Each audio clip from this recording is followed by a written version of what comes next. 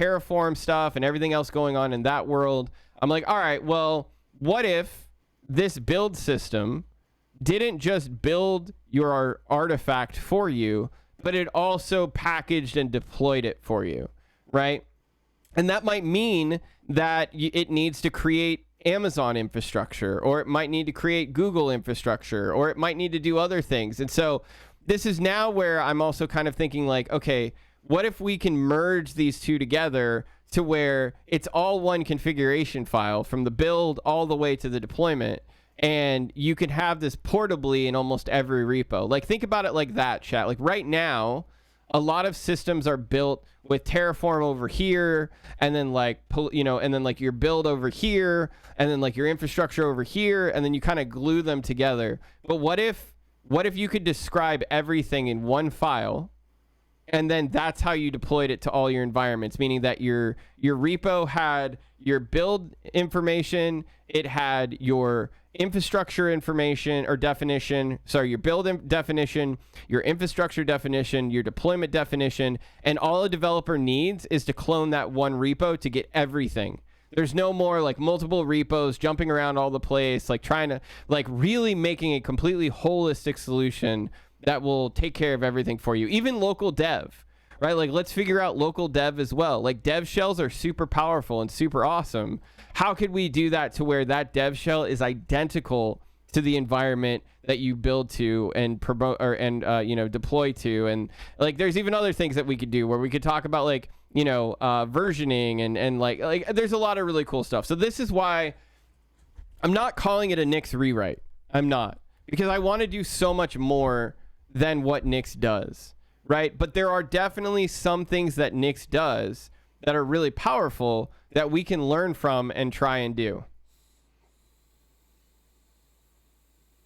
I know I just hit you with a lot, so if you have questions, be sure to ask. Seriously, be sure to ask, because I understand that what I just said was quite a bit to grok. But the TLDR is, if I go all the way back to the top, right, and I say overview, the TLDR is that we want to create a build system that produces creates reproducible artifacts, right? We want to explore the sandbox approaches to those builds, and then we want to explore things like, deployments or infrastructure, definitions with the builds, artifacts, and then even explore, why do I keep saying example? Explore deployment definitions with the infrastructure and build artifacts, right? And it could do even more stuff, but this is really kind of what we're trying to do is it's a fully encompassing, and then even further, actually, I did it again, explore development definitions with the builds, right? So actually it'd probably be something like this. Like we create a build system that explores sandbox approaches, right? Development definitions, infrastructure definitions, deployment definitions, like the entire, basically a build system that maintains the entire supply chain. That's probably the easiest way to put it. A build system that maintains the entire supply chain. What do you think about porter.sh and cloud native application bundling and packaging? So I haven't really gone deep down this. This is part of one of the reasons why I'm also like wanting to experiment and explore with this stuff, is because I know there's a lot of really cool stuff out there like this. I haven't really used it, so honestly I don't really know much about it.